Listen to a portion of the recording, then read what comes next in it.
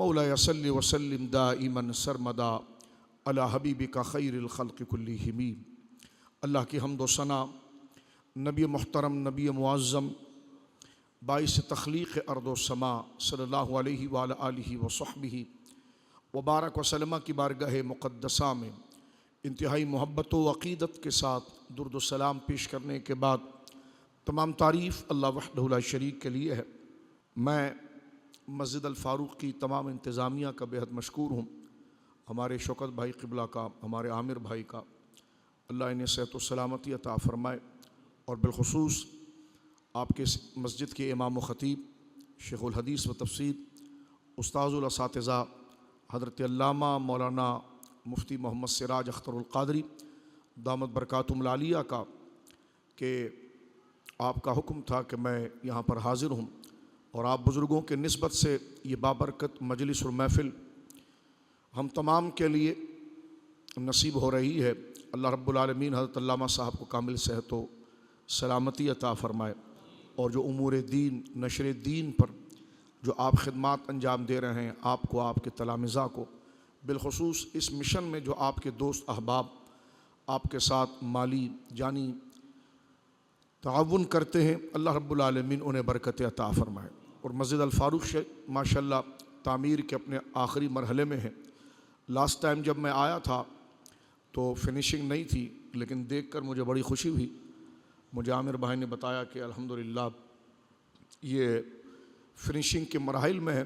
اللہ رب العالمین ان مخلص انتظامیہ کو اس کی بہترین جزا عطا فرمائے، جس جاں فشانی کے ساتھ انہوں نے شب و روز ایک کر کے اس گھر کی تعمیر میں حصہ ملایا، اور ان کے ساتھ اللہ ان کے مالوں میں برکت عطا فرمائے، جنہوں نے ان پر اعتماد کر کے اس گھر کی تعمیر میں اپنا حصہ ملایا۔ اللہ ان کے کاروبار و علم اور جان و ایمان میں اللہ رب العالمین برکت عطا فرمائے، اور اس مرکز اہل سنت کو اللہ رب العالمین صبح قیامت تک نشر دین کے لیے اپنی بارگاہ میں قبولیت کی منزلت عطا فرمائے۔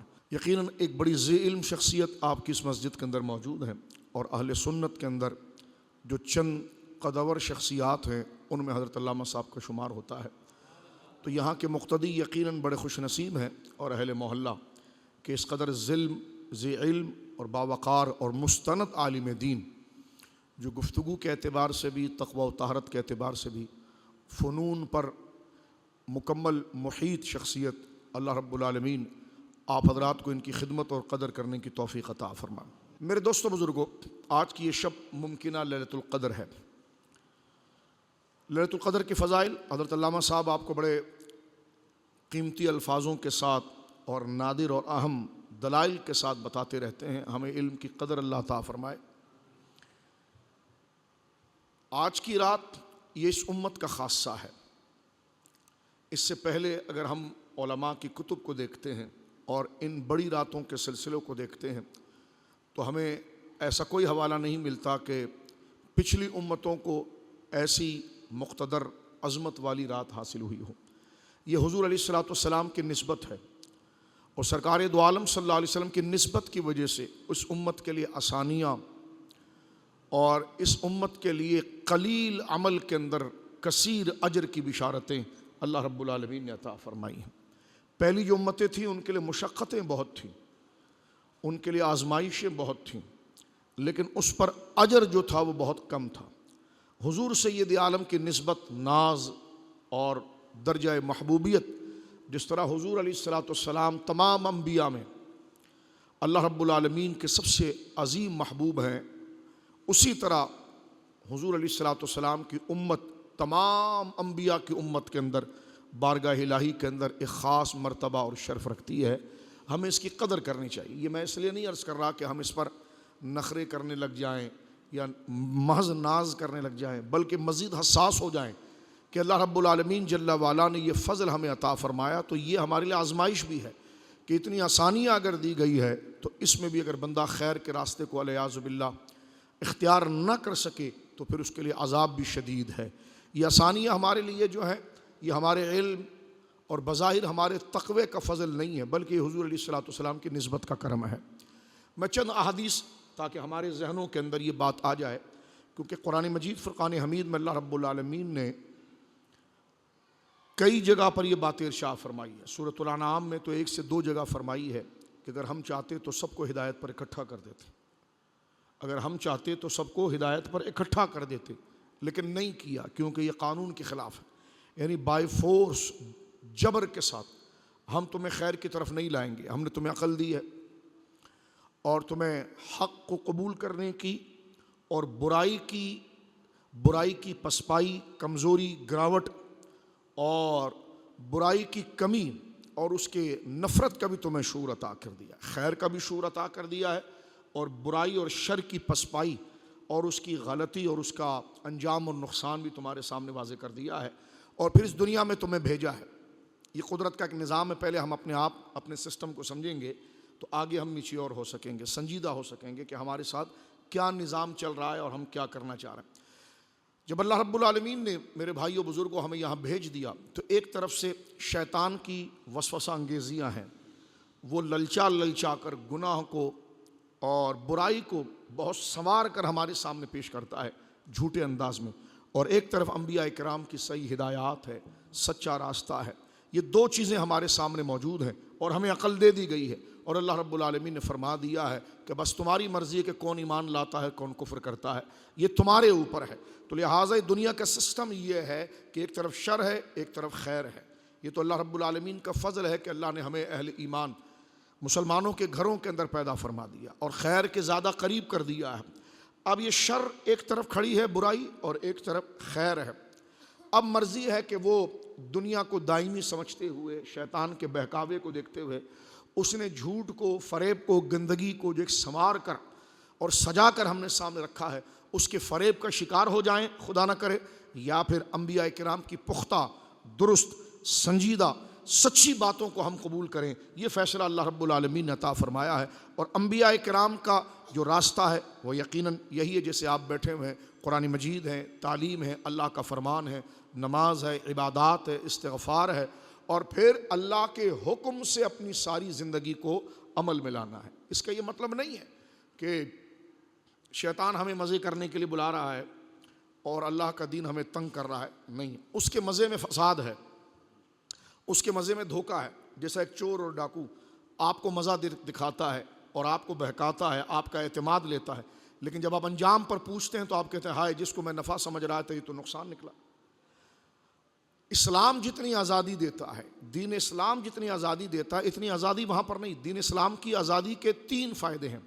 ایک تو سب سے پہلا فائدہ یہ ہے کہ جب بندہ دین اسلام کی آزادی اور سہولیات کو لیتا ہے اس نظریے سے کہ یہ میرے رب کا حکم ہے کہ یہ کروں اور یہ نہ کروں، یہ کھاؤں یہ نہ کھاؤں، اس سے محبت کروں اس سے محبت نہ کروں، اس سے دیکھوں اس سے نہ دیکھوں، جب وہ اپنے رب کے حکم کی بالادستی کے تحت اور اپنے اوپر اس اتھارٹی اور ذات کے حکم کا پابند رکھتا ہے تو پہلی بات یہ ہوتی ہے کہ وہ خدا سے غافل نہیں ہوتا، تو دنیا میں بھی اللہ کی یاد رہ جاتی ہے اور آخرت میں بھی رہ جاتی ہے. اس کے مقابلے میں ایک ایک کر کے اگر ہم دیکھیں، اس کے مقابلے میں اگر شیطان، تو شیطان سب سے پہلے خدا کو بھلائے گا. وہ آپ کے اندر آپ کی عمر کی لالچ کو پیدا کرے گا، آپ کی صلاحیتوں کے، تیرے اندر بڑا کمال ہے، یہ جو کاروبار ہوا یہ تیری محنت سے ہوا، اور یہ جو ترقی ہوئی ہے یہ تیرے علم سے ہوئی ہے، تیری ذہانت سے ہوئی ہے، یہ تیرے کمال سے ہوئی. اس سے کیا ہوگا؟ اس سے یہ ہوگا کہ ہم اللہ رب العالمین کی بندگی اور اس کے حکم کے تابع ہونے کی حقیقت کو بھول جائیں گے، اور پھر ہم سب کچھ اپنے آپ کو سمجھتے رہیں گے کہ بھائی یہ جو محنت کی میرے محنت کا نظریہ، جو مجھے اچھا لگے گا میں کروں گا. یہ سٹیپ آگے آگے بڑھتے ہوئے بندہ یہاں تک پہنچتا ہے کہ جو میری مرضی میں کروں گا. کوئی بالادستی، میرے اندر صلاحیت موجود ہے، انسان پیدا ہوتا ہے مر جاتا ہے، پھر یہ آگے چلتے ہوئے انکار خدا تک پہنچتا ہے. یہ ایتھسٹ جو ہیں، جو ملحد ہیں، یہ آخری انتہا میں پہنچ کر اتنی بڑی جرت اور بدماشی کرتے ہیں اور اتنے بڑے حق سے منہ موڑتے ہیں کہ خدا نہیں ہے، یہ کائنات خود بخود بن گئی. میرے بچوں بزرگوں غور کرو، یہاں تک، اس دلدل تک، اس تباہی تک ان کو کیا چیز لے جاتی ہے؟ خدا فراموشی لے جاتی. سب سے پہلے کہ بھائی جب میری مرضی ہوگی نماز پڑھوں گا. پہلی سستی یہاں سے چالو ہوتی ہے کہ بھائی ٹائم ہوگا تو نماز پڑھوں گا، نہیں ہوگا تو کاروبار کروں گا. یعنی اللہ کے حکم کے ڈسپلن کو چھوڑتا ہے. آپ خود دیکھ لیجئے، اگر آپ کسی تنظیم و تحریک میں ہوں اور اس تحریک و تنظیم کا منشور جب تک یاد ہو کہ کب پہنچنا ہے، کب جانا ہے، ڈیوٹی پہ کب آنا ہے، اسکول میں کب آنا ہے، اور یہ کتابیں کب پڑھیں، اس وقت تک آپ اس سسٹم کے ساتھ رہتے ہو تو وابستہ رہتے ہو. لیکن جب آپ اس سسٹم سے ہٹتے ہو، جب میری مرضی آئے گی میں اسکول آؤں گا، کالج آؤں گا، یونیورسٹی آؤں گا، جب میری مرضی آئے گی جناب میں یہ کام کروں گا، تو آپ کو باہر کر دیا جاتا ہے. اور اس سے کیا ہوتا ہے کہ آپ مشن سے ہٹ جاتے ہیں. جب دنیا کے اندر میں اور آپ کسی مشن کے تحت رہنے کے لیے، اس میں کامیابی اور اس مشن والے کی نظر میں اعتماد پانا چاہتے ہیں، تو اس کی دی ہوئی ہدایات پر ہم عمل کرتے ہیں. بس یہی سسٹم آپ دین کا سمجھیے کہ اللہ رب العالمین جل وعلا ہمارا مالک اور خالق ہے. اس نے جو ہدایات ہمیں کی ہیں وہ بالکل بہتر کی ہیں. جس چیز سے روکا اسی میں ہماری خیر تھی، اور جس چیز کی اجازت دی اسی میں ہماری خیر تھی. آپ کہیں گے یہ تو کیسے آپ کہہ رہے ہیں؟ میں نے کہا دیکھو اس کو اس اپلائی کر لو. جب ہم چھوٹے تھے، یہ ہماری اگر اولاد ہے، وہ اگر اس مرحلے کے اندر موجود ہے جس مرحلے میں بچہ کراؤلنگ کرتا ہے، رینگتا ہے، زمین پر چلتا ہے، یعنی پاؤں پر کھڑے ہونے کی عمر نہیں، اس سے چھوٹی عمر جو بچے کی ہوتی ہے، جب جھولے سے گھٹنوں پر رینگنے کی طرف آ جاتا ہے، جس کو ہم کراؤلنگ بھی کرتے ہیں، زمین پر رینگنا بھی کہتے ہیں، اس عمر میں دیکھیں کہ اس بچے کو ہر چیز، چمکتی ہوئی چیز اٹریکٹ کرتی ہے. امی نے جیسی چولہا جلایا تو اس کی توجہ ایک نئی چیز دیکھتا ہے تو اس طرف اٹریکٹ ہوتا ہے، اور اس آگ کے شعلے، اس کے فلیم، اس کی رنگت سے متاثر ہو کر اس کو پکڑنے کی کوشش کرتا ہے. وہ کہتا ہے میرا نفع اس میں، ایک نئی چیز میں نے دیکھا ہوں تو میں اسی کے ساتھ کھیلوں گا. اس عمر میں اگر میں اور آپ چلے جائیں، لیکن ماں روکتی ہے. ماں نے ابھی ایک چھری نکالی اور سبزی کاٹنا شروع کیا تو اس کی چکا چوند، یعنی اس چھری کی جو چمک ہے اور ایک عجیب سی چیز ہے، اس کو دیکھ کے اندر بچے کے اندر ایک اٹریکٹ پیدا ہوتی ہے، وہ آگے بڑھتا ہے، لیکن ماں اس کو روکتی ہے. اس بچے کی کیفیت کو اگر آپ دیکھیں، یہ ڈرامہ نہیں ہے، یہ کوئی میں الگ سے بات نہیں کر رہا، ہمارا سسٹم اسی کے ساتھ جڑا ہوا ہے. ہم وہ بچے والی چیز اسی طرح شیطان کے ساتھ بھی کرنا شروع کر دیتے. اب آپ دیکھیے، چھری سے ہمیں ماں روکتی ہے، ماچس سے روکتی ہے، ماچس اوپر رکھی جاتی ہے، پہنچ سے دور رکھی جاتی ہے. لیکن اس عمر میں اگر آپ جائیں تو بچہ سوچتا ہے اگر میری کوئی دشمن ہے تو میرے ماں اور باپ ہیں. آپ کبھی غور کیجیے، کیوں دشمن ہے بھائی تمہارے؟ اور بھائی اس لیے دشمن ہے کہ جو میں چاہ رہا ہوں، میں جو چاہ رہا ہوں، میرا جو جی چاہ رہا ہے وہ کرنے نہیں دے رہی. میں چاہ رہا ہوں کہ میں آگ میں ہاتھ ڈالوں، لیکن ماں ڈالنے نہیں دے رہی. تو بچہ ماں سے لپٹ جاتا ہے، اپنے چھوٹے ہاتھوں سے مارتا بھی ہے، شور بھی کرتا ہے، روتا بھی ہے. لیکن جب اس کی عمر بڑھ جاتی ہے اور اسے آگ اور پانی کا فرق سمجھ میں آ جاتا ہے، نقصان اور فائدے کا فرق سمجھ میں آتا ہے، تو ماں باپ کے ہاتھ چومتا ہے کہ میں جسے زندگی اپنی مرضی سے سمجھ رہا تھا وہ تو ہلاکت اور موت تھی، اور اگر میں جو ہے آپ مجھے نہ روکتی تو میں مر جاتا. بالکل اسی طرح میں اور آپ قدرت کے آگے بچے ہیں، انجام سے غافل ہیں. قدرت، اللہ رسول جہاں روک رہے ہیں وہاں ہماری مصیبت ہے. اور جب بندے کو پتہ چلتا ہے یار اس رخ سے رکنے سے تو واقعی میں میری بچت تھی، تو پھر وہ اللہ کے حضور سجدے کے اندر گر جاتا ہے. تو لہٰذا میں اور آپ اپنے آپ کو قدرت کے سامنے بطور بچہ اور شعور کے پیش کر دیں تو کامیاب وہ ہوتا ہے کہ اللہ رسول جو ماں سے زیادہ پیار کرنے والے ہیں، وہ جس چیز سے روک رہے ہیں کہ بیٹا رات کو یہ نہیں دیکھنا، آنکھوں سے یہ نہیں دیکھنا، چلتے ہوئے یہ نہیں دیکھنا، یہ نہیں سننا، یہ بات نہیں کرنا، جیسے ماں کہتی ہے. اسی طرح اگر دین کی باتوں کو ہم سمجھیں تو ہم بھی اس بچہ جب شعور کی منزل پر پہنچتا ہے، کب؟ جب ماں باپ یا تو زبردستی روکتے ہیں یا اس کو سمجھ میں آ جاتا ہے. تو اسی طرح قدرت کا ہمارا روکنا اس وجہ سے کہ ہم چیزوں کو اپنے ذہن سے انالائز کر رہے ہوتے ہیں، اپنے ذہنوں سے سمجھ رہے ہوتے ہیں، اس کے انجام کو جانے بغیر. لیکن قدرت جس چیز سے روکتی ہے اور جس چیز کی اجازت دیتی ہے ان میں دونوں بھلا ہے. اس میں فائدہ کیا ہے؟ اگر اللہ کے کہنے پر ہم اس غلط چیز سے رکے اور اللہ کے کہنے پر ہم نے اس چیز کو لیا، اس کا دورہ فائدہ یہ کہ دنیا میں نقصان سے بچ گئے، اور دنیا میں ہماری صحت اور فائدہ بھی ہوا، اور آخرت میں اللہ کے لیے کیا تھا تو دائمی جنت بھی مل گئی. تو دورہ فائدہ ہو. تو بعض لوگ کہتے ہیں کیا ہماری عقل نہیں ہے، اور کیا جناب جو ہے وہ ہماری کوئی عقل نہیں، ہمیں کیا عقل سے بات، کہ اسلام عقل سے روکتا ہے؟ یہ بھی غلط بات ہے. اسلام تو عقل کی دعوت دیتا ہے، اسلام تو عقل کی دعوت دیتا ہے. اسلام کی تعلیمات کو اگر آپ عقل کے اندر دیکھیں، عقل آپ کی کہتی ہے کہ فحاشی سب سے بری چیز ہے. عقل آپ کی کہتی ہے کہ آپ کی پارسائی، عفت آپ کا ایک حقوق ہے، آپ کی کچھ پرائیویسی ہے، اس میں کوئی انوالو نہیں ہونا چاہیے. آپ کی بیٹیاں ہیں، آپ کے بیٹے ہیں، آپ کے مال ہے، آپ کی جائیداد ہے. عقل یہ کہتی ہے کہ جناب اس میں کوئی دوسرا بندہ انوالو نہ ہو، اس میں نہ آئے.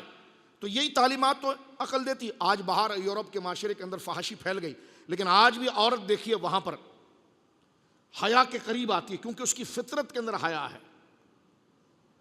اگر وہاں کے مرد بے حیائی کی طرف چلیں تو کچھ رشتے ایسے ہیں کہ جس میں وہ خود کو روکتے ہیں حیا کی طرف. تو پتہ چلا کہ انسان کی فطرت اور عقل کے عین مطابق شریعت مطہرہ بات کرتی ہے.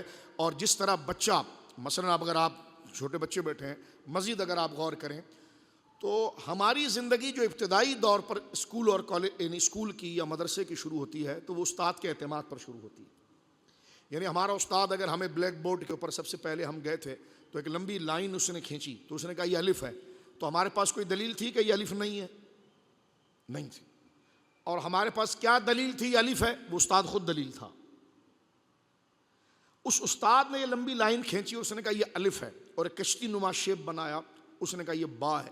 کشتی نما شیپ بنایا، اوپر 2 نقطے ڈال دیے، اس نے کہا یہ تا ہے. تو ذرا لاجیکل سوچیے، ہمارے پاس کیا دلیل تھی کہ یہ با نہیں جیم ہے، یہ الف نہیں ہے یا ہے؟ کوئی دلیل نہیں تھی. تو پھر یہ کیا دلیل تھی کہ آپ نے الف کو الف ہی مانا؟ تو وہ استاد پر اعتماد تھا. تو آپ کی زندگی اعتماد سے شروع ہوتی ہے. یعنی آپ اپنے آپ کو جب کسی کے حوالے کرتے ہیں اور اس پر اعتماد کرتے ہیں تو آپ کے اندر ہوتی ساری صلاحیتیں ہیں. مثلا آپ نے لاہور جانا ہے، لاہور میں 9 آپ جب موٹر وے پر اترتے ہیں تو 9-1 بھی ہے، 9-2 بھی ہے، 9-3 بھی ہے. لیکن وہاں پر جو ہدایات ہوتی ہیں اور کمیونیکیشن کا جو سسٹم ہوتا ہے اور آپ کے ہاتھ میں گوگل جو ہوتا ہے وہ جو آپ کو مختص کرتا ہے کہ بھائی یہ 9-1 سے جانا تو منزل کو پہنچو گے. تو لہٰذا پتہ چلا گاڑی بھی آپ کے پاس تھی، ڈرائیور بھی آپ اچھے تھے، فیول بھی آپ کے پاس تھا، سب کچھ آپ کو تھی، لیکن آپ کو ایک رہنمائی کی ضرورت تھی. تو انسان کتنا بھی با کمال ہو جائے اس کو ایک رہنمائی کی ضرورت ہوتی ہے، اور اسی اصل رہنمائی کو شریعت کہا جاتا ہے اور دین کہا جاتا ہے. تو اللہ نے جو آپ کے اندر یہ بالکل چھوٹے چھوٹے احساسات کو جگانے کے لیے میں اور صحیح رخ دینے کے لیے بالکل انیشیل ابتدائی طور پر کہ ہم ہوتے ہیں باصلاحیت، کیوں ہمارے اندر ایک کمال نہیں؟ یہ کمال آپ کے اندر ہے، لیکن آپ کو ایک استاد کی ضرورت ہے. پہلے دن آپ پی ایچ ڈی نہیں کرنے لگے، پہلے دن آپ نے میٹرک نہیں کیا، گریجولی استاذ نے آپ کے اندر جو صلاحیت تھی اس پر محنت کر کے اس کو آشکارا کیا اور آپ کے سامنے چیزوں کو واضح کیا. اسی طرح آپ دیکھتے ہیں کہ جب آپ منزل کی طرف جاتے ہیں تو آپ ہدایات لیتے ہیں. اسی طرح آپ کون ہیں، کہاں سے آئے ہیں، کیا کرنا چاہتے ہیں، یہ ہدایات دین آپ کو دیتا ہے. تو پتہ چلا انسان کامل ہوتا ہے لیکن اس کو ایک مرشد، ایک ہادی کی ضرورت ہوتی ہے، اور اصل اس کا جو ہادی ہے وہ دین ہے جو اللہ رب العالمین کی طرف سے ہدایات اس کو دیتا ہے. اس میں ایک بات یہ بھی سمجھ لیجیے آپ تھوڑا ذہنی سکون کے لیے، انسان ہمیشہ خدا کو چھوڑ کے پریشان رہتا ہے، اور جب خدا کو یاد رکھ لیتا ہے تو اسے صبر اور سکون آتا ہے. آپ کہیں گے وہ کیسے؟ میں نے کہا چلو اس کو بھی مثال سے سمجھا. جب آپ کو مقصد یاد نہیں ہوگا نا تو آپ پریشان ہو جائیں گے. یہ ہمیشہ نفسیاتی طور پر یاد رکھیں. اور جب آپ کو مقصد ریزن یاد ہوگا تو سخت کام میں بھی آپ مطمئن رہیں گے. یہی موٹر وے کی مثال لے لیں آپ. ایک بندہ ہے جس کے پاس 974 یا 82 کا ماڈل گاڑی ہے، وہ کتنی پرانی ہے، چلتی بھی سلو ہے، 60-70 سے اوپر بھی نہیں جا سکتی، وہ موٹر وے پہ چل رہی ہے فرض کریں آپ. اور ایک بندہ جس کے بعد 2026 کی گاڑی ہے، وہ تیز چلا رہا ہے، لیکن اس کو کچھ پریشانی بھی ہے. جو تیز چلا رہا ہے، گاڑی جس کی نہیں ہے، اس کے پاس فیول بھی ہے، گاڑی کے اندر جناب پانی بھی ہے، سہولیات بھی ہے، لیکن وہ یہاں سے چلتا ہے تو ایک برج سے اتر کے دوسرے پر آتا ہے، دوسرے پر تیسرے، اور یہ خرامہ سرو جا رہا ہے لیکن اسٹریٹ جا رہا ہے. جب دونوں کو روک کر دیکھا گیا تو اس کے چہرے پر پریشانی تھی، گاڑی اس کی نہیں تھی. اس کو دیکھا گیا کہ جناب اس کی گاڑی تو پرانی تھی لیکن اس کے چہرے پر بشاشت تھی. اس کی رفتار زیادہ تھی لیکن پھر بھی وہ پریشان ہے. اس کی رفتار کم ہے اس لیے پھر بھی یہ گویا کہ سہولت میں ہے. تو پوچھا گیا، کیونکہ ہم اس پہلے والے سے پوچھا گیا جس کے پاس نئی گاڑی تھی، سہولیات تھی، اس سے پوچھا گیا آپ اتنے پریشان کیوں ہیں؟ کیا کبھی آپ ایک روڈ پہ آتے ہیں، کبھی دوسرے پر آتے ہیں، کبھی تیسرے پر آ رہے ہیں؟ اس نے کہا یار سب کچھ ہے، جانا کہاں ہے بس یہ نہیں پتا، اس لیے میں پریشان ہوں. اور دوسرے سے پوچھا کہ جناب آپ کی گاڑی بھی خستہ ہے، پرانی ہے، اور آپ آرام سے جا رہے ہیں لیکن چہرہ بڑا خوش ہے اور آپ مزے لے رہے ہیں. اس نے کہا یار گاڑی سلو ہے تو کیا ہوا، جہاں جانا ہے پتہ ہے، آج نہیں تو کل پہنچ جاؤں گا. تو لہٰذا جسے مقصد یاد ہوتا ہے اس کو دنیا کی پریشانی پریشان نہیں کرتی. تو انسان مومن کو یہ پتہ ہونا چاہیے اس کا مقصد کیا ہے، رب سے ملاقات. اس کا مقصد کیا ہے، آخرت. جسے یاد ہوتی ہے یا جسے مقصد یاد ہوتا ہے اسے سوکھی روٹی بھی شہد کا فائدہ دیتی ہے اور لذت دیتی. جسے مقصد یاد نہیں ہو تو میں کون ہوں، کہاں جاؤں گا، یہ پیسے آئے کس نے دیے، کہاں خرچ کروں گا، کس سے ریوارڈ لوں گا، کس سے اجر لوں گا، پریشانی آ گئی تو کس سے پناہ مانگوں. جسے مقصد اپنا یاد نہ ہو، ویژن یاد نہ ہو، بلکہ یوں سمجھ لیجئے جس کو ڈیسٹینیشن اور منزل یاد نہ ہو، جسے یہ یاد نہیں جانا کہاں ہے، تو وہ گلیوں میں گاڑیاں دوڑا رہا ہوگا اور اتنا ہی پریشان ہوگا.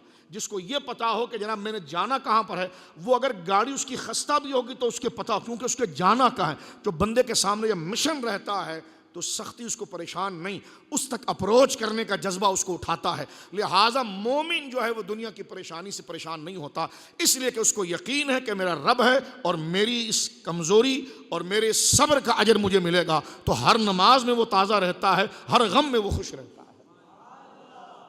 تو اس وقت سب سے بڑی چیز ہے کہ میں اور آپ اپنی نفسیات کی اصلاح کریں، اپنے آپ کو مشورہ دیں۔ علم نفسیات میں اس کو کہتے ہیں القاء نفسی۔ یہ بڑی رات اس کو ملتی ہے جیسے یقین ہوتا ہے۔ آپ کو اگر یقین آ گیا تو آپ کی ہر رات شب قدر ہو جائے گی، اور اگر مقصد سے یقین نہ ہو، رب پر یقین نہ ہو، تو کعبے کے سامنے بھی بندہ بے چین رہتا ہے، جس طرح میں نے وہ موٹر والی بات کی آپ کے سامنے۔ اب آپ اکثر دیکھتے ہیں کبھی آپ بھی پریشان ہوتے ہیں، کچھ بھی نہیں بولا، ذرا بازار چکر لگاتے ہیں جی، اب لمبا چکر لگا رہے ہیں، اور چکر کہاں لگا رہے ہیں؟ تو لے دے کہ ہمارے پاس ایک شارع فیصل ہے، چلو ٹھیک ہے، اس میں کھڈے مڈے نہیں، اب ادھر چکر لگے، لیکن پھر بھی آپ پریشان ہیں۔ لیکن اگر آپ ایم اے جینا روڈ پہ بھی ٹوٹا پھوٹا جا رہے ہیں تو آپ کو پتا بولٹن مارکیٹ جا رہا ہوں، دکان ہے وہاں پر، لیکن آپ کو ٹوٹا پھوٹا بور نہیں کرتا، لیکن اس کو وہ بالکل سموتھ روڈ بور کرے گا، اس لیے کہ آگے اس کا کوئی مقصد نہیں ہے۔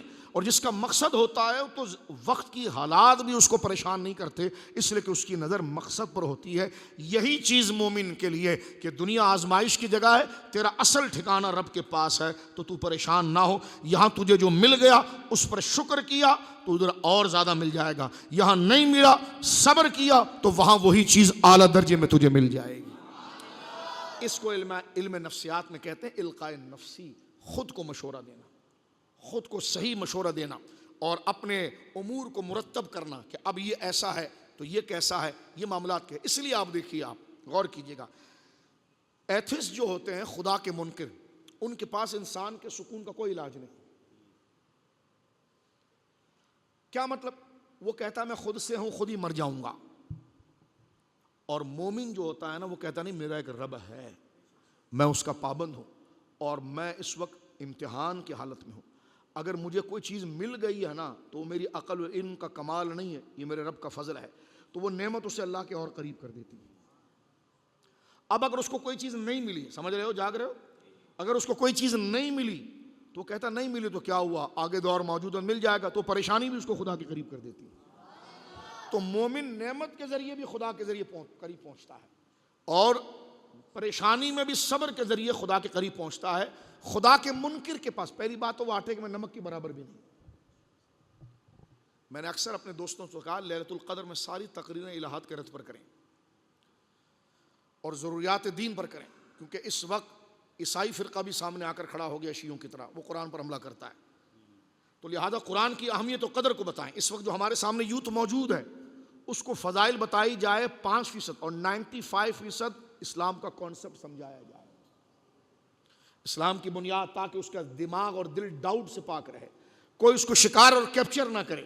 تو اس راہ پر میں یہ چند باتیں آپ کی خدمت میں جو تھوڑے سے منٹ رہ گئے کرنا چاہ رہا ہوں۔ ایتھسٹ جو ہوتا ہے خدا کا منکر، وہ کہتا ہے جی وہ کیوں کہتا ہے میرا جسم میری مرضی؟ وہ کہتا ہے کہ میں خود خدا ہوں، معاذ اللہ، اس کا ذہن یہ بن جاتا ہے۔ اور آپ کیا کہتے ہیں؟ میرا جسم میری مرضی نہیں، جس نے مجھے بنایا اس کی مرضی۔ تو میں بار بار پیچھے سے یہی کہہ رہا ہوں، جب آپ اپنے قانون پر رہتے تو اس کا پابند رہتے ہیں۔ سورہ علق کے اندر اگر آپ دیکھیں تو فرعون کی مذمت کرتے ہوئے اللہ نے یہ بات بیان کی، انسان باغی کب ہوتا ہے؟ اور رہا استغنا، جب وہ اپنے آپ کو سمجھتا ہے کہ مجھے کسی کو جواب نہیں دینا ہے تو شیطان بن جاتا ہے، اور جب یہ پتہ چل جائے جواب دینا ہے تو ڈسپلن پر آ جاتا ہے۔ اس لیے آپ کے آفیسز کے اندر کیمرے لگتے ہیں، جب تک کیمرہ رہتا ہے تو ورکر صحیح کام کرتا ہے کہ مجھے جواب دینا ہے، کیمرے ہٹ جائیں گے تو وہ تو جناب فاؤل کرے گا۔ تو یہ انسان کا سبجیکٹ ہے، انسان جب اپنے اوپر سے کسی قانون، جواب دہی، کسی کو جواب دینا نہیں ہے یہ چھوڑے گا تو وہ بدماش بن جائے گا، شیطان بن جائے گا، فرعون بن جائے گا۔ اور جب اس کو یہ پتا ہو کہ نہیں یہ ٹائم آئے گا مجھے حساب دینا ہے تو وہ شیطانوں سے بچ کر نیک بن جائے گا، کیونکہ اس کو ڈیوٹی۔ تو یہ ہمیشہ یاد رکھنا ہے کہ قبر میں پوچھا جائے گا، حشر میں۔ اچھا ہوتا کیا ہے یہاں پر؟ ہمارے اندر ایک چور ہے، اس کو ہم پکڑتے ہیں۔ ہوتا کیا ہے؟ مثال کے طور پر ایک بندہ سامنے خدا نہ کرے پسٹل لیے کھڑا ہے تو ہم اس سے فوراً ڈر جاتے ہیں، لیکن خدا سے نہیں ڈرتے۔ غور کرتے ہیں آپ؟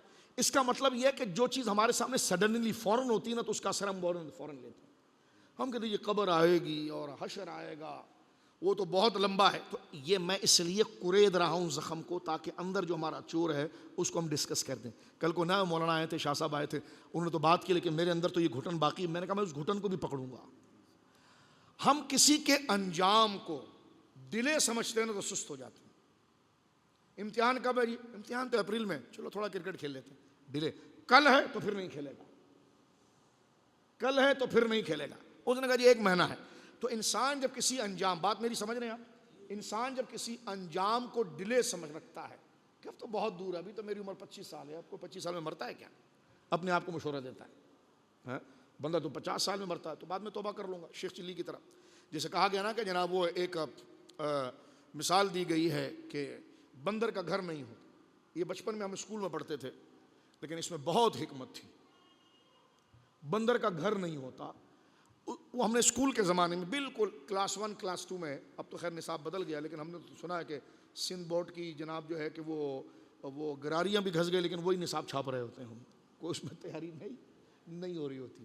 لیکن میں ایسی بات کر رہا ہوں، ایک اسٹوری تھی۔ یہ جو آپ کی کتابیں ہوتی ہیں نا، یہ بیکار نہیں، اس میں ہر چیز حکمت والی ہوتی ہے اگر استاد آپ کو کامل مل جائے۔ ہم آج کل پڑھ رہے ہیں بھائی آکسفورڈ پڑھ رہے ہیں جن رینک آ جائے، علم اس لیے نہیں پڑھا جاتا، وہ تو ثانوی چیزیں، رینک آ جائے، کاروبار ہو جائے گا، اس سے آپ کی ذات کو کیا فائدہ پہنچا، آپ میں کیا تبدیلی آئی، آپ میں کیا اچھائی آئی، آپ نے لوگوں کو، آپ کی عقل بالغ ہوئی کہ نہیں۔ ارے مولانا صاحب عقل بالغ ہونے کا کیا مطلب ہے؟ عقل بالغ کیونکہ انسان اچھے اور بروں کو اینالائز اور سمجھتا ہے عقل سے۔ جس دن آپ کو ہر چیز کا رتبہ سمجھ میں آ جائے نا تو اس کا مطلب آپ کو عقل آ گئی ہے۔ جس وقت جیسا بندہ نہیں گندگی کو گندگی سمجھتا ہے اور کپڑا بچاتا ہے، بچہ ادھر ہی جا رہا ہوتا ہے تو اس کا مطلب عقل نہیں ہوتی۔ عقل میں بندے کو تمیز آتی ہے کہ غلط کیا اور ٹھیک کیا ہے۔ تو جس وقت آپ کو یہ، میں اندر سے احساسات کی فیلنگ کی بات، عقل کیوں، عقل کو تو بندہ وہ جیسا ایتھس کہتا ہے جو نظر نہیں آئے میں دیکھتا، میں اس کو نہیں مانتا۔ تو ہم نے کہا وزڈم کہتے ہو، عقل کہتے ہو، تمہیں نظر آتی ہے؟ کہ لگا نہیں، میں نے کہا پھر کیسے مانتے ہو؟ کہ لگا وہ محسوس ہوتی ہے۔ تو میں نے کہا یہ جذبات اللہ کے لیے محسوس نہیں ہوتے، تو تجھے تو چھوڑنا پڑا کہ تو ہر چیز کہتا تھا کہ جو چیز ویزیبل ہوگی، جو نظر آئے گی میں مانوں گا۔ تو عقل تجھے نظر آتی ہے۔ اس نے کہا آج میرے سر میں بہت درد ہے۔ ہم نے کہا کہاں ہوتا ہے درد؟ ذرا بتائیے، درد کی کوئی پکچر ہے؟ درد کی کوئی شکل ہے؟ نہیں، یہ بھی محسوس ہوتا ہے۔ تو مشاہدے کے ساتھ محسوسات سے کیوں بھاگتا ہے؟ وہی محسوسات تجھے رب کے ساتھ ملاتے ہیں۔ کیسے؟ جب تو کہے یار اگر یہ پیسہ مجھے مل جائے نا، اتنی رقم مجھے مل جائے تو میرا کام ہو جائے، وہ مل گیا، مادی چیز مل گئی، لیکن اندر سے ایک احساس آپ کے لیے ہوتا ہے، تو آپ کسی کو ڈھونڈ رہے ہوتے ہیں کہ میں اس کا شکریہ ادا کروں۔ وہی احساس رب ہے، وہ رب کی طرف سے۔ مثال کے طور پر خدا نہ کرے آپ کو کوئی نقصان پہنچانے آیا اور آپ نے 4 گارڈ لگا دیے، دروازہ بند کر دیا ہے، کھڑکیاں بند کر دی ہے، لیکن پھر بھی آپ کا دل کسی ایک خاص احساس اور ایک بہت بڑی قوت کی طرف بڑھ رہا ہوتا ہے کہ یار یہ اگر فیل ہو گئے تو وہ تو کم سے کم مجھے بچائے گا۔ وہ احساس کیا ہے؟ وہی رب کی طرف سے آتا ہے۔ تو اگر یہ احساس آ جائے تو رب کو بھولتا ہے، لیکن درد کا احساس ہو، عقل کا احساس ہو، ذرا توجہ کیجئے، یہ تقریریں سب سے مشکل ہوتی ہے جو میں آپ سے کر رہا ہوں۔ متن پڑھ کر بات کرنا آسان ہوتا ہے، لیکن اپنے آپ کا طریقہ میرے دوستوں بزرگوں بہت مشکل ہوتا ہے۔ میں عرض کر رہا تھا یہاں سے ایتھس کے بارے میں، جو خدا کا منکر ہوتا ہے کہ میرا جسم ہے، میری مرضی ہے، یہ کیوں ہوتا ہے؟ اسی سے ٹرانسجینڈر، اسی سے آگے جو قانون آ رہے ہیں اور جو چیزیں دنیا کے اندر بن رہی ہے، یہ کیوں بن رہی ہے؟ جو میں چاہوں گا، جب انسان یہ کہے گا نا کہ جو میں چاہوں گا، کیونکہ مجھے کسی کو جناب جو ہے کہ وہ جواب نہیں دینا، اور مجھے کسی کو کسی کے آگے مجھے کوئی جواب دینا ہی نہیں ہے، تو میں جو چاہوں گا کروں گا۔ اقوام متحدہ کا ایک قانون ہے، وہ کہتا ہے جی انسانیت سب کچھ ہے، ہم کہتے ہیں جی دین سب کچھ ہے۔ تو یہ بنیادی اختلاف ہمارا وہاں سے چل پڑتا ہے۔ ہماری عدالتیں دیکھیں، یہ گزشتہ آپ کو میں بتاؤں، گزشتہ جو گورنمنٹ گزری ٹرانسجینڈر کے حوالے سے، سپریم کورٹ نے کیا فیصلہ دیا آپ کو پتہ ہے؟ ہماری سپریم کورٹ نے ٹرانسجینڈر کا نام تو خواجہ سرا کا لیا گیا تھا نا، کہ بھائی خواجہ سرا ہے، ان کے حقوق نہیں ملتے۔ تو ہم نے کہا بھائی وہ بھی انسان ہیں، مسلمان ہیں، کیوں نہیں ملتے؟ ان کا بھی شناختی کارڈ بننا چاہیے، ان کی بھی جو حیثیت، اس کا انکار نہیں ہے۔ لیکن اس ٹرانسجینڈر کے اندر معاذ اللہ مرد مرد کی شادی، عورت عورت کی شادی، یہ آگے اس کے اندر سے یہ ایک چیز پیدا کی گئی۔ آپ اگر تھوڑا سے غور کریں، جو میں بات آپ کی خدمت میں عرض کر رہا ہوں، وظائف نہیں پڑھنا، سب سے بڑا وظیفہ یہ جو ہم بات کر رہے ہیں، ٹھیک ہے؟ تقریر کے دوران وظیفے نہیں پڑھتے، غور کرو۔ ہماری سپریم کورٹ نے کیا بات کی؟ سپریم کورٹ نے کہا کہ جناب اب اکثریت چاہتی ہے تو ہم کیا کریں؟ یہ ہے الہاد کا بیج۔ اکثریت چاہتی ہے یعنی اچھے اور برے کو انسان کی سمجھ پر چھوڑ دینا۔ اگر اکثریت چاہتی ہے کہ برہنہ پھریں، قانون بن گیا، اگر آپ اس کو تنقید کریں گے تو آپ پر ایف آئی آر ہو جائے گی۔ اکثریت یہ چاہتی ہے کہ کپڑا پہنے، تو اگر آپ نے اس پر تنقید کی تو کہنے لگے اگر آپ نے جناب جہاں پر جو ہے وہ ہم جنس پرستی ہے یا اس چیزیں ہیں، اگر آپ نے اس کے خلاف تقریر کی تو آپ پر ایف آئی آر آئے گی. کیوں؟ ہر ایک کی اپنی مرضی ہے. یہ غلط بات ہے، ہر ایک کی اپنی مرضی نہیں. اگر یہ چیز ہے، یہ بالکل اسی طرح کی مثال ہو گئی. سمجھانے کے لیے عرض کر رہا ہوں بڑے درد دل سے. ایک شخص حضور کے پاس آیا، اس نے کہا مجھے بدکاری کرنے دل کر رہا ہے. حدیث میں حضور میں زنا کرنا چاہتا ہوں. تو سرکار نے فرمایا اگر کوئی تیری ماں کے لیے بات کرے تو کہا مجھے پسند نہیں ہے. کتنی بڑی حکمت لاجیکل اکھیڑ کے پھینک دیا حضور نے ایتھیسزم کو یہاں سے. حضور نے فرمایا اگر کوئی تیری بیٹی کے لیے کہ مجھے پسند نہیں ہے، تو حضور نے فرمایا اسی طرح اگلے کی ماں ہوگی، اگلے کی بیٹی ہوگی. یہ وہ قانون ہے جو فطرت کے مطابق ہے. تو میرا جسم میری مرضی نہیں چلے گی، میرا جسم میری مرضی نہیں چلے گی. تو اسی وجہ سے آہستہ آہستہ سلو پوائزن آپ کے ذہنوں میں ڈالا جاتا ہے میرا دین انسانیت ہے. ہم کہتے ہیں نہیں، دین انسانیت نہیں ہوتا، دین اسلام ہوتا ہے. دین اس کو کہتے ہیں جو رب نے دیا. اگر دین انسانیت ہو گئی تو انسان خود خدا ہے، جو چاہے کرے گا. لیکن دین اسلام میں مطلب کیا ہے کہ ہم ایک رب واحد وحدہ لا شریک کے پابند ہیں. تو سب سے پہلے یہاں سے سلوگن سے آپ کو دھکا لگایا جاتا ہے ویلفیئر یا این جی اوز کہ ہمارا دین انسانیت ہے، ہمارا دین. یہیں سے جب آپ اس کو قبول کرتے ہیں نا، بھائی انسان ہی سب کچھ ہوتا ہے، بھائی انسان ہی سب کچھ ہوتا ہے، بھائی انسان ہی سب کچھ ہوتا ہے. ابے جب انسان ہی سب کچھ ہوتا ہے تو پھر پھانسی کیوں دیتا ہے، ایف آئی آر کیوں کٹواتا ہے، چوری اور بدی کیوں؟ بھائی انسان ہی سب، جو چاہے جس کو لوٹ لے، جو چاہے جس کو نہ لوٹے. کہنے لگے نہیں اچھے اور برے ہوتے ہیں. تو میں نے کہا پتہ چلا انسان سب کچھ نہیں ہوتا ہے. ایک قانون ہے جس کے تحت انسان کو پرکھا جاتا ہے اور اسی قانون کو دین کہا جاتا ہے. یہ کیسی بات آپ کر رہے ہیں؟ اس کو پلٹتے ہو اگر آپ پیچھے کی طرف چلے جائیں تو مضمون یہاں سے کھل جاتا ہے.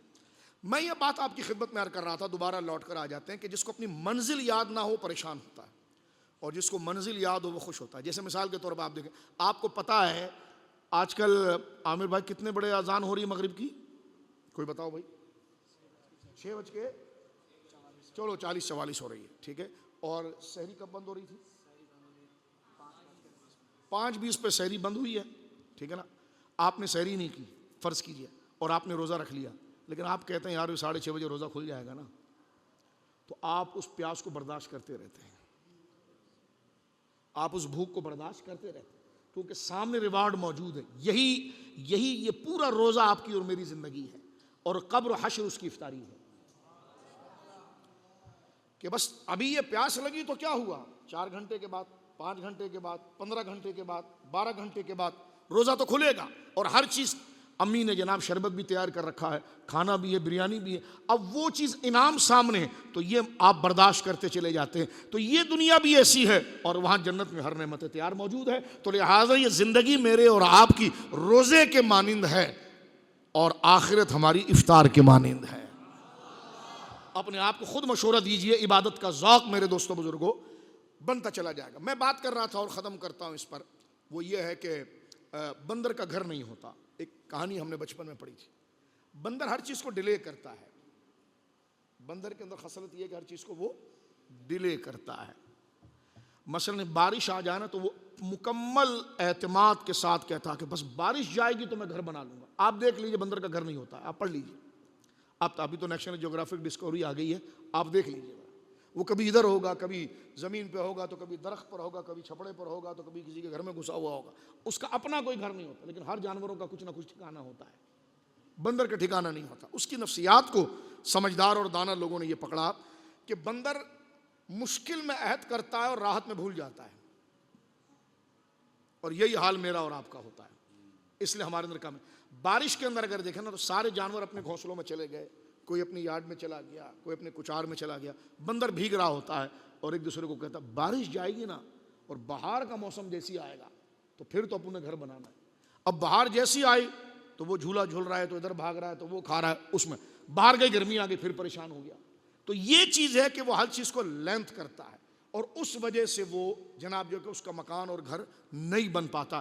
یہی بندر میرے اور آپ کے دماغ کے اندر بیٹھا ہوا ہے کہ جو ہمارے لیے جو ہماری اصل پوزیشن ہے نیکی کی، یار ابھی بڑی رات آ رہی ہے نا تو پھر نماز پڑھ لوں گا،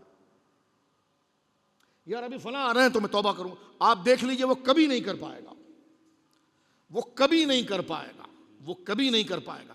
اس امید کے ساتھ کہ ابھی تیری عمر بہت زیادہ ہے، تیری عمر بہت زیادہ ہے. لیکن نہیں میرے دوستو، اس کا کوئی اعتبار نہیں ہے، اس کی کوئی حیثیت نہیں.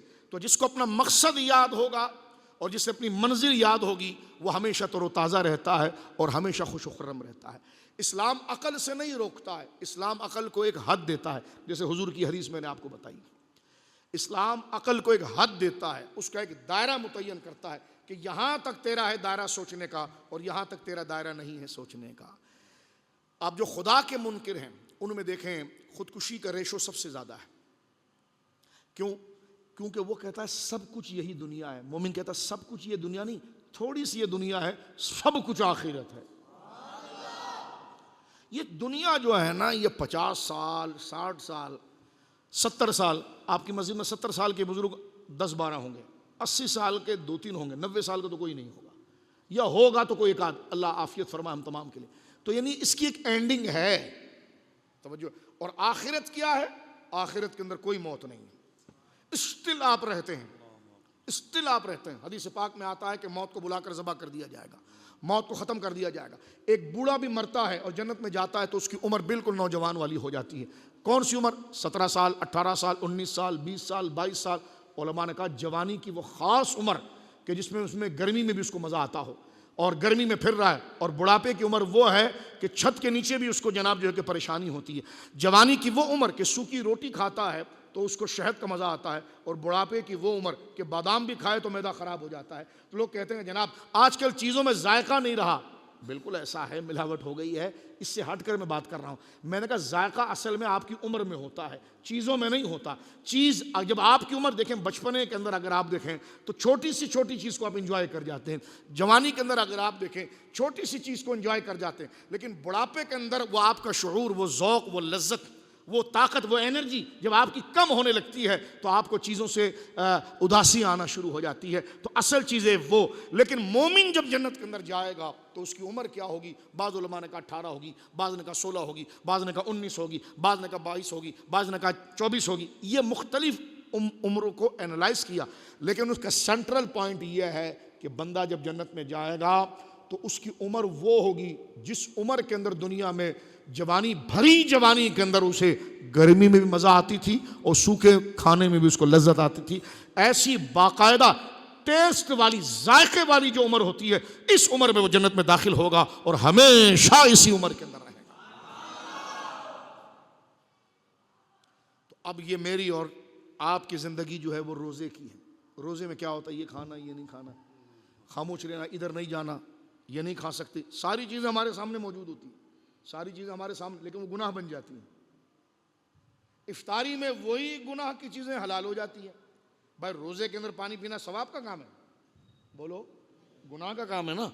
لیکن جیسی افطاری ہو گئی وہ ثواب پینا، وہ جناب پانی پینا جناب حلال ہو جاتا ہے.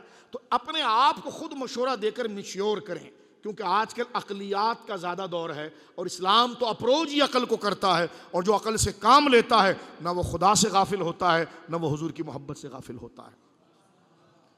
بات کو سمیٹتے ہوئے میں بات عرض کرنا چاہ رہا ہوں. ایتھسٹ جو ہوتا ہے ملحد، خدا کا منکر، جو کہتا ہے دنیا خود ہی بن گئی. دیکھو پاگل ایسے کہہ رہے دنیا خود ہی بن گئی. ہم نے کہا کیسے بن گئی؟ کہنے لگا دھماکہ ہوا اور دنیا بن گئی. ہم نے کہا ایسی دنیا، اتنی زبردست دنیا، بیلنس دنیا. آج سائنس کہتی ہے دنیا بہت سمجھدار ہے، باشعور ہے.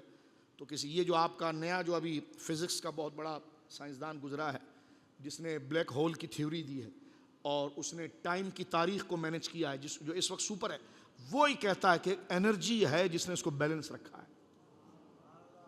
میں نے کہا جب ہم تجھے کہتے ہیں وہ خدا کی ذات ہے جس نے اس کو بیلنس رکھا ہے تو تو یہ ماننے سے بھاگتا ہے. لیکن تجھے مان، اور وہ خود کہتا ہے، اس کی تھیوری ہم نے کچھ لوگوں سے سنی، اس کی ڈیبیٹ سنی اور اس کے کچھ مقالوں کو پڑھنے کے سمجھنے کی کوشش کی، تو وہ کہتا ہے یہ کائنات بہت سمجھدار ہے اور باشعور اور سنجیدہ ہے. یہ کیوں کہتا ہے کہ جو چیز جہاں ہونی چاہیے وہی ہے، جتنا چلنا چاہیے اتنا ہی ہے، جتنا کام کرنا چاہیے اتنا ہی ہے. یہ کام، یہ تو رب کہتا ہے یہ کائنات سمجھدار نہیں، جس نے اسے بنایا ہے وہ حکیم و دانا ہے. کہہ دیجیے دھماکہ ہوا، کائنات بن گئی. میں نے کہا دھماکے سے بنی ہے؟ تو میں نے کہا ایک بات بتاؤ، آپ گھر بنا رہے تھے، میں نے سنا، کہا یہ 80 گز کا پلاٹ ہے میں بنا رہا تھا. تو میں نے کہا یہ ساتھ میں مکان بالکل آپ کے پلاٹ کے ساتھ جڑا ہوا کس کا ہے؟ کہ لگے میرے دوست کا ہے. ہم نے کہا تو بڑا اچھا بن گیا ہے. کہاں بن گیا؟ تو ہم نے کہا یہ خود بخود بن گیا؟ کہنے لگے اس کو تو 6-8 مہینے بنے لگے. تو میں نے کہا ایک کام کرتے ہیں, آپ کا سریا تو آ چکا ہے, بجری آ چکی ہے, سیمنٹ آ چکا ہے, 10-15 مزدور لیتے ہیں اپن, اور تیرے اسی دوست کے گراؤنڈ +2 کے بنگلے کی چھت روف کے اوپر یہ سارا سامان چڑھاتے ہیں. کہنے لگے کیوں؟ میں نے کہا چڑھاؤ تو صحیح. تو چڑھا دیا جناب. اب میں نے کہا ایک ساتھ جو تیرے یہ نقشہ ہے نا 80 گز کا, ادھر اوپر سے ہم پھینکتے ہیں.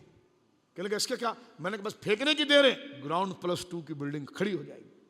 اس نے کہا بھائی پھینکنے سے کوئی چیز بنتی ہے؟ تو میں نے کہا تجھے یہی بتایا گیا کہ یہ خامخواہ نہیں بنی ہے, یہ دانہ رب نے بنائی ہے, تو خود ایگری کرتا ہے ان چیزوں کو. کہنے لگے نہیں دھماکہ. میں اکثر بچوں سے کہتا ہوں, بار بار اس بات کو ریپیٹ کرتا ہوں تاکہ آپ لوگوں کے ذہن میں آئے. کہتے بگ بینگ تھیوری ہے, بگ بینگ تھیوری. میں نے کہا بگ بینگ تھیوری کیا ہوتی ہے؟ کہتے کہ ایک انرجی تھی جس نے بلاسٹ کیا. میں نے کہا اگر میں اس کو کن فیکون کہوں تو کیسا رہے گا؟ میں اگر اس کو صحیح رخ دیتا ہوں, صحیح کانسیپٹ دیتا ہوں, تو تو ادھر سے بھاگتا ہے. لیکن تجھے بھی ماننا پڑتا ہے کہ کائنات یونیورسل خود سے نہیں ہے. پہلے تو کہتا تھا خود سے ہے, پھر بعد میں کہتا نہیں یہ پیچھے سے کسی انرجی کے ذریعے آئی ہے. پھر وہ انرجی کتنی ہے؟ تو آج آپ کیونکہ فزکس کے طالب علم بیٹھے ہیں, غور کرنا, آج سے 250 سال سے لے کر آج تک کی تھیوری دیکھنا. انہوں نے کہا پہلے تو کہا یہ کائنات خود سے ہے, پھر کہنے لگے نہیں یہ خود سے نہیں ہے, اس کے پیچھے ایک انرجی پاور تھا جس نے اس کو دھماکہ دیا اور یہ گیسز آئے, بلاسٹ ہوا. اچھا وہ انرجی کتنی؟ تو کہنے لگے وہ 5 قسم کی تھی. پھر اس کی تھیوری ہے, کہنے لگے نہیں وہ 3 قسم کی. پھر کہنے لگے نہیں وہ 2 قسم کی. آج موجودہ تھیوری ہے کہ نہیں وہ ایک ہی ہے جو یہ کر رہا ہے. تو میں نے کہا دیکھ اب صرف کیونکہ خدا کو مان لیں گے تو پھر مذہب کو ماننا پڑے گا. تو لہٰذا کیونکہ مذہب ہی کے ذریعے بندہ خدا تک پہنچتا ہے نا, اور کیا ہے, تو لہٰذا خدا کو مان لیا تو پھر مذہب کو ماننا پڑے گا, اور ان کا بنایا ہوا بیانیہ پٹ جائے گا. لیکن اندر سے وہ اس بات پر گھٹتے ہیں, اور باقاعدہ انہوں نے لکھا ہے کہ جتنا توجہ سے سننا, جتنا انسان کے شعور کو پرسکون مذہب رکھتا ہے اتنا کوئی چیز نہیں رکھتا. یہ ترقیاں کیوں ہیں؟ یہ راکٹ, یہ جہاز, یہ ٹینک, یہ لائٹیں, یہ ایئر کنڈیشن, یہ بڑے بڑے بنگلے, یہ ٹائلیں, کیوں؟ میرے سکون کے لیے. کس کے لیے بولیے؟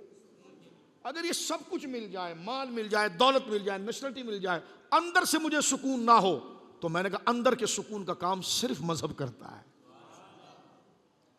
انسان کے ہاتھ میں ہے ہی نہیں کہ مذہب سے چھٹکارا کر کے. اور وہ سکون کی بات کیا, ابھی میں نے افطاری والی مثال دی, ابھی میں نے ایک پرانی گاڑی اور نئی گاڑی چلانے والی مثال دی ہے. تو اندر جو اسپریچول کنڈیشن جو آپ کے اندر روحانیت ہے, وہ جب تک مطمئن نہیں ہوگی تو چاہے اب مثال کے طور پر بندے کے پاس سب کچھ ہے لیکن دماغ میں پریشانی ہے تو چہرہ اترا ہوا ہے. اور ایک عام سا آدمی جس کی چپل بھی ٹوٹی ہوئی مسجد سے نکل رہا ہے, خوشی خوشی سے نکل رہا ہے, جو اندر سے مطمئن ہوتا ہے تو چہرے کے اوپر قرار آتا ہے, اور اندر کا اطمینان الا بذکر اللہ تطمئن. 1 لائن میں اللہ نے کہہ دیا کہ تمہارے اندر کا اطمینان نہ مال سے آئے گا, نہ دولت سے آئے گا, نہ بنگلے سے آئے گا, وہ ہماری یاد سے آئے گا. اور ہماری یاد کیا ہے؟ ہمارے رسول کی اتباع ہے, شریعت کے پیغام ہے, خوشی کے اندر شکر ہے, اور پریشانی کے اندر صبر ہے. ان چیزوں کو استعمال کرنا شروع کر دے, ایٹومیٹک تجھے یہ لگے گا کہ تو پریشانی کے اندر بھی ہوگا تو تجھے صبر آتا چلا جائے گا. غوث اعظم تشریف فرما ہے اور آپ کو ایک خبر آ رہی ہے کہ غوث اعظم بزنس کرتے تھے, تو آپ کو خبر آ رہی ہے کہ آپ کی جو مال, کیونکہ اس وقت جو ساحل تھا وہ بصرہ ہے, آج بھی بصرہ ہے, جو تجارتی پورٹ ہے, کسی نے آ کر خبر دی بغداد کے اندر کہ جو ہمارا مال بک کر آ رہا تھا تو وہ نفع سمجھ سمندر کی لہروں کا شکار ہو گیا, جہاز ٹوٹ گیا, غرق ہو گیا. تو غوث اعظم رضی اللہ تعالیٰ نے گفتگو کرتے ہوئے یوں سمجھ لیجئے کہ 50 سیکنڈ یا 40 سیکنڈ کا وقفہ کیا, آنکھ بند کر کے کھول کے فرمایا الحمدللہ. 1 دن گزر گئے, 2 دن گزر گئے, 3 دن, 4 دن, 4-5 دن کے بعد وہ بندہ پھر آیا اور اس نے کہا کہ نہیں حضرت خبر غلط تھی, وہ حادثہ کسی اور کے ساتھ ہوا ہے, ہمارا تو سارا مال کنارے پر لگ گیا ہے اور بڑی مارکیٹ میں مانگ تھی, نفع بھی 2 گنا زیادہ ہوا ہے. پھر غوث اعظم نے 40-50 سیکنڈ خاموش ہوئے اور سینے کی طرف توجہ کر کے فرمایا الحمدللہ. انہوں نے پوچھا حضرت یہ دونوں کیا تھا؟ فرمایا جب تم نے نقصان کی خبر مجھے دی تو میں نے اپنے دل کی طرف توجہ کیا کہ میرا دل اس پریشانی کے اندر میرے رب کے ساتھ ہے کہ نہیں, اور میں نے یعنی تفصیل یہ ہے، میں نے دل میں غور کیا کہ آج پریشانی ہو گئی تو کیا ہوا، تیرا ہی دیا ہوا تھا، صبر کرتا ہوں، کل تو مجھے پھر عطا فرما دے گا، جنت میں عطا فرمائے گا۔ تو میں نے دیکھا میرا دل اس بات پر مطمئن تھا کہ اللہ اجر دے گا، تو میں نے کہا الحمدللہ۔ فرمایا جب تو نے 3-4 دن کے بعد مجھے، توجہ سے ذرا ڈیٹیل سے سمجھنا ہے اس کو، میں اور آپ انسان احساس سے جڑے ہوئے، جب 3-4 دن کے بعد وہ مجھے خبر لا کر دی تو میں نے اپنے دل میں دیکھا، کیا مطلب کہ یہ جو مال کنارے لگ گیا اس میں میرے بندوں کا زیادہ دخل تھا یا ان کی بڑی ہمت تھی، یہ میرا بڑا شعور تھا؟ تو میں نے نہیں دیکھا، میں نے دیکھا کہ یہ بھی ایک آزمائش ہے، اتنا بڑا نفع مل گیا ہے، اس میں محنت تو تھی لیکن اصل میں مولا تیرا فضل تھا۔ تو میرے دل نے اسی کو قبول کیا، غم میں بھی وہ رب کے ساتھ تھا اور خوشی میں بھی رب کے ساتھ تھا۔ تو مال تو مل گیا لیکن اطمینان مال سامنے آنے میں نہیں تھا، بلکہ دل میں وہ شعور، وہ امتحان کی کیفیت کہ وہ جو نعمت مل رہی ہے اس کے پیچھے میری محنت اصل نہیں ہے، تیرا انعام ہے، اور آزمائش یہ ہے کہ اس کو میں اپنے محنت کا نتیجہ قرار دوں یا تیرے فضل کا طریقہ قرار دوں۔ تو لہٰذا میرے دل نے کہا یہ تیرا فضل ہے، تو میرے دل میں رب کی یاد تھی، تو میں نے کہا الحمدللہ۔ سوچا کریں تھوڑا اپنے آپ سے، اسی لیے اعتکاف میں بیٹھتے ہیں، اسی کو مراقبہ کہتے ہیں۔ اس بارے میں سوچا کریں، سوچنے سے آپ ڈیولپ ہوں گے، مضبوط ہوں گے۔ اگر سوچیں گے نہیں، یوں ہی باتوں کو لیتے رہیں گے، جس طرح نہیں بندہ کھانا چباتا نہیں اور کھاتا ہے تو معدہ خراب ہو جاتا ہے، اگر بغیر سوچے چیزوں کو لیں گے تو کوئی بھی آپ کو اڑا کے لے جائے گا، چاہے آپ 70 سال کے نمازی کیوں نہ ہو۔ لیکن سوچ کر کسی چیز کو لیں گے تو ایک دن کی نیکی آپ کو پکا موحد بنا دے گی۔ تو لہذا اس لیے قرآن کریم میں سوچنا، آج ہمارے وہاں کیا ہے، نعت پر بھی ہم جھوم رہے ہیں، تقریر میں جھوم رہے ہیں، سوچ نہیں رہے، آگے کے مقصد کو نہیں سمجھ رہے کہ اس نعت کے ذریعے آگے کا مقصد کیا ہے، اس نماز کے ذریعے آگے کا مقصد کیا ہے۔ اس لیے کبھی کوئی پریشانی آئی تو ہم ڈاماڈول ہو جاتے ہیں، تو میچیور ہو کر ہمیں آگے سوچنا چاہیے۔ اس لیے ایتھس بھی لکھتا ہے کہ مذہبی آدمی خودکشی بہت کم کرتا ہے، بلکہ نہیں کرتا۔ کیوں؟ کیونکہ بندہ خودکشی کب کرتا ہے، اس پر میں بات کو ختم کر رہا ہوں، بندہ خودکشی کب کرتا ہے؟ جو بالکل نا امید ہو جاتا ہے، اور مومن کبھی نا امید نہیں ہوتا، کیونکہ اس کو پتا ہے کہ آج اس نے مجھے نقصان پہنچایا نا، کل میرا اللہ اس سے بدلہ مجھے دلا دے گا، تو یہ اس کو پھر زندہ کر دیتا ہے، یہ اس کے شعور کو پھر تازہ کر دیتا ہے۔ جیسے گاڑی کے سامنے بارش میں گرد و غبار آ جاتا ہے، وائپر چلتا ہے نا، تو اس کو بالکل کلین کر دیتا ہے۔ تو دماغ کے اندر ہمارے بات آتی کہ بھائی میرا مال تھا، اس نے میرا حق کھا لیا، لیکن میرے پاس اتنی طاقت نہیں کہ میں لے سکوں، لیکن ہاں میرا رب تو وہ ہے۔ حدیث میں آیا کہ 2 بکریاں لڑ رہی تھی، ایک بکری نے دوسرے کو سینگ مارا تھا، تو سرکار مسکرانے لگے۔ صحابہ نے کہا حضور آپ کیوں مسکرا رہے ہیں؟ فرمایا ان کے لڑنے پر نہیں مسکرا رہا، اللہ کے انصاف پر، کہ کل قیامت میں یہ دونوں بکریاں حضور کے پاس آئیں گی، اس کا بدلہ دلایا جائے گا، اور انسان اس سے غافل ہے۔ تو کمزور آدمی جس کو چھینا جائے، جسے مارا جائے، جس پر دکھ کیا جائے، وہ صبر کر کے کہتا ہے بیٹا آج تو کچھ نہیں، لیکن میرا رب غفور رحیم اور عادل ہے، وہ انشاءاللہ میرا انعام آج نہیں تو کل مجھے ضرور عطا فرمائے گا اور قیامت میں مجھے ملے گا۔ یہ تو سٹاک ہو گیا، یہ تو میرے لیے ایک لحاظ سے میری باقیات بن گئی ہے، یہ میرے لیے آنے والے زندگی کے اندر ایک بڑا انعام بن گیا ہے۔ تو وہ شعور اس کو اس پریشانی کے اندر پریشان نہیں، دوبارہ زندہ کر دیتا ہے۔ اور یہ کوئی ٹالنے والی لینتی بات نہیں، یہ حقیقت کی بات ہے۔ اور میں یہ کہہ رہا تھا کہ ہمارے اندر چور یہ ہے کہ ہم کسی بھی چیز کو ڈیلے کرتے ہیں۔ مثلا آگے اگر کوئی ڈنڈا لے کر کھڑا ہونا تو ہم اس سے فوراً ڈر جاتے ہیں، اللہ سے نہیں ڈرتے۔ لیکن جن کو یہ یقین آ جاتا ہے نا، تقریر ہاں ختم کرتے ہیں۔ جس طرح کہا نا حضرت ذوالنون مصری سے کہ یہ جو اللہ نے فرمایا کہ الستُ بربکم، کسی اور بزرگ سے کہ اللہ نے فرمایا کہ میں تمہارا رب نہیں ہوں، کہ یہ وعدہ کب ہوا؟ انہوں نے کہا صبح میں تو ہوا تھا۔ تو یقین کے اس درجے کے اندر وہ پہنچے ہوئے ہوتے ہیں میرے دوستو بزرگوں، اور مقام ان کا یہ ہوتا ہے کہ ام المومنین حضرت عائشہ کہتی ہیں کہ سرکار دو عالم صلی اللہ علیہ وسلم نے ایک دفعہ عشاء کے وقت ہمیں یہ بات بتائی کہ قبر کی رات بڑی خطرناک ہے اور قبر دباتی ہے۔ تو حضرت سیدہ عائشہ کہتی ہے کہ میں عمر کے مقام پر پہنچ چکی ہوں، میں کبھی رات کو پرسکون سوئی نہیں۔ ایک ہم ہیں جو اس مرحلے کو ڈیلے سمجھتے ہیں، اس لیے بدعمل ہو جاتے ہیں، اور وہ ہیں جو اس کو سمجھتے ہیں ابھی یہ ہو سکتا ہے، تو اس لیے کوئی چیز وہ تاخیر کا شکار نہیں کرتے۔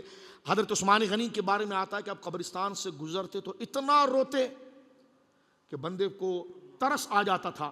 آج ہم قبرستان میں بیٹھتے ہیں، جنازوں میں بھی جاتے ہیں تو سگریٹ پی رہے ہوتے ہیں، ایک دوسرے سے باتیں کر رہے ہوتے ہیں، کیونکہ ہمیں پتا ہوتا نا بھائی مرنا ہے تو 20 سال کے بعد، 30 سال کے بعد۔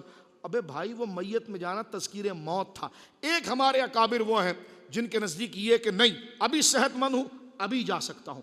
تو ہمیشہ آخرت کو اور موت کو بالکل اگر آپ اپنے سامنے سمجھیں گے نا تو عبادت کا ذوق ہوگا۔ ہمارے مرشد ایک جملہ کہتے تھے، فرماتے اگر عشاء پڑھ رہے ہونا تو اپنی زندگی کی آخری نماز سمجھو، فجر پڑھ رہے ہونا، وہ کہنے کی نمازوں میں ذکر نہیں آتا، تو کہا جو بھی تم، مثال کے طور پر میں تقریر کر رہا ہوں تو اس نیت سے کروں کہ شاید دوسری تقریر مجھے نہ ملے، اللہ عافیت فرمائے۔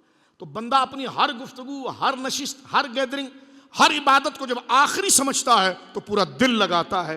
تو لہذا اگر سمجھتا ہے کہ نہیں میں نے تو بعد میں جانا ہے تو پھر اس کے اندر بدعملی آ جاتی ہے، اس کے اندر کمزوری آ جاتی ہے۔ اس لیے فاروق اعظم کے پاس کوئی آیا اور کہے گا کوئی نصیحت کرو، فرما موت سے بڑی کوئی نصیحت نہیں ہے، موت سے بڑی کوئی نصیحت نہیں ہے۔